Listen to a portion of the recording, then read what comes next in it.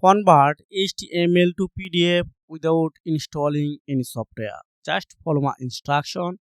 You can see I have already opened Google on this Chromebook. You can using any of browser, any of devices, no matter. Just go to Google, then type HTML to PDF converter. You can find lots of website. I can use this second one. Then select file. I select this HTML file as well. Then open. Then I need to click. If I decided to add more file, you can see add more file. But I don't need. I need to only click convert it.